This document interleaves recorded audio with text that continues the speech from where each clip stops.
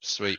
Cool. Yeah, that was nice, man. You did that really well. And I think to end the episode on that bombshell was great. Yeah. And there should be enough time for that teaser, I think, just about. Yeah.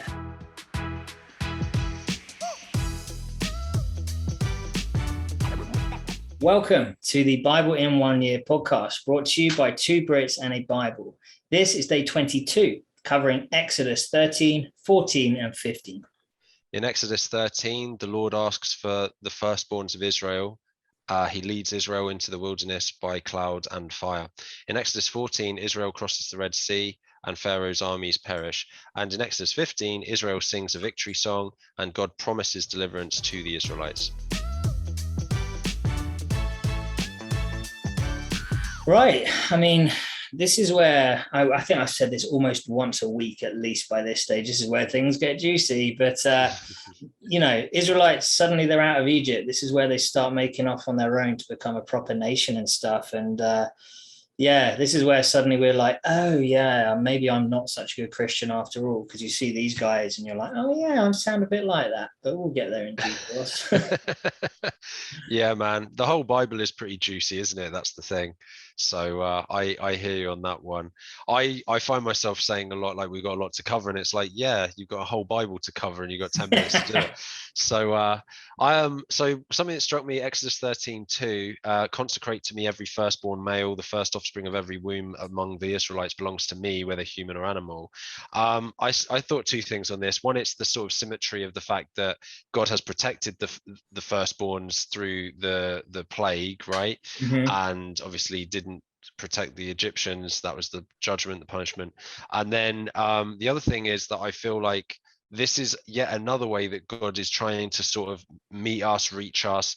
The obedience of the Israelites will hopefully deepen a relationship with God in a very strong way. And he knows that the faith of the Israelites is still very fragile. I know you're going to touch on that later. Just quickly, Exodus 13:17, God says if they face war, they might change their minds and return to Egypt. So just very fickle, aren't they, at this point? Very fickle. Yeah, that's one of the things that I pulled out there as well. Like God thought I'm better off leading them through the desert than I am into battle. I suppose by this stage they've spent so many years as slaves that they're more accustomed to hard conditions than they are fighting. If they're told to suddenly they have to stand up and fight, they're way more likely to turn around and run than just be like, oh, another day of slogging away without much water and without much of a break. They're kind of used to that by this stage. So I guess maybe that plays into it. But yeah, it's an interesting thought that they prefer to do that than risk potential battle. Yeah, I mean, that's even speaks volumes of us today, right? We get sort of institutionalized and stuck in patterns. I mean, obviously, we're both Brits. Like, we've watched that Christianity was like the guiding light of Europe and of our own country in the past, but slowly it's kind of gone away. And now secularism is just quite normal. And so most people don't really consider big questions. They just kind of get on with what they're used to, right? So that's the human condition for sure. Very true. Very true.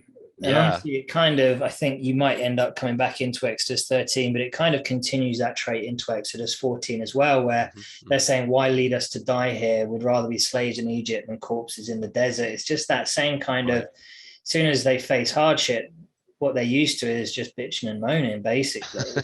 And it gets annoying. But what I do love is then in the Message version, it effectively says Exodus 14:14. I can't remember the exact I could pull it out there, but it'll take too long. But basically, it's like saying, God will fight the battle for you. You just keep your mouth shut. I think was how it was exactly worded. And I love that. It's just like, I'm just fed up with being like, it's okay, you'll be fine. Sometimes people just need to be told to keep their mouth shut and get on with it. Yeah. Really. Tough loves. Tough love, exactly what I was going to say. Suck it up. I'll just traipse back to Exodus 13 quickly, 13:16. I like the link between Book of Revelation and Exodus. So the sign on the hand or the symbol on the forehead that the Lord brought us out of Egypt, right? And obviously that's a direct reference to the 144,000 in Revelation. Kind of the Antichrist version of that is the fact that the mark of the beast will also be on your hand or your forehead too. So I think that's kind of interesting. I can scooch into Exodus 14 with you now. Moses is answering the people and saying, do not be afraid, stand firm. Exodus 14:13, and I just put that it's great to see how far Moses has come. The fact that, you know, at the beginning with the burning bush, it's like, no, God, I don't want to do it. Like, get someone else. Can my brother come along with me, please? And now he's like, come on, people, we can do this. Stand firm. God's got our backs. Yeah, absolutely, man. I just love that. And I think we can all testify to that as Christians, right? Like, you know, God works on us and builds us up slowly. And I've definitely seen that in the 2 years I've been Christian. Yeah, 100%. Absolutely.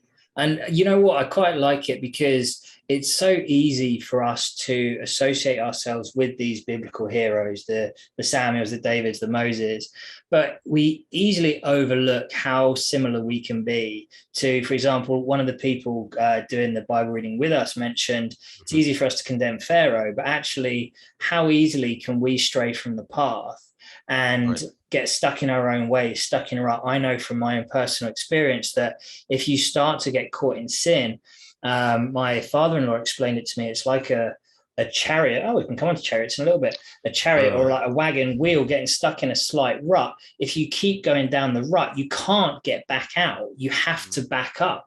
And it's the more you get stuck into it, the further on you get drawn into, and it just gets worse and worse and worse. And there's less you can do about it. So it's important for us to sort of try and find out where we need to improve and actually be able to relate to some of the less favorable characters in the Bible too.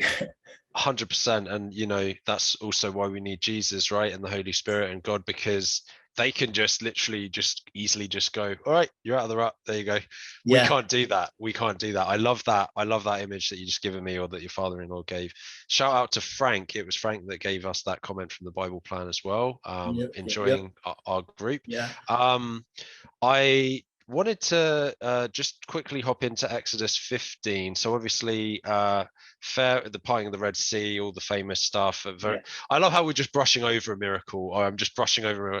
God just, you know, lets Moses part the Red Sea. Like, we all know that, don't we? Like, sure, you know, a miracle happens, and then the Hebrews, the Israelites, they burst into a victory song, right? And I just like these lines from it. Your right hand, Lord, was majestic in power. Your right hand, Lord, shattered the enemy. Exodus 15:6.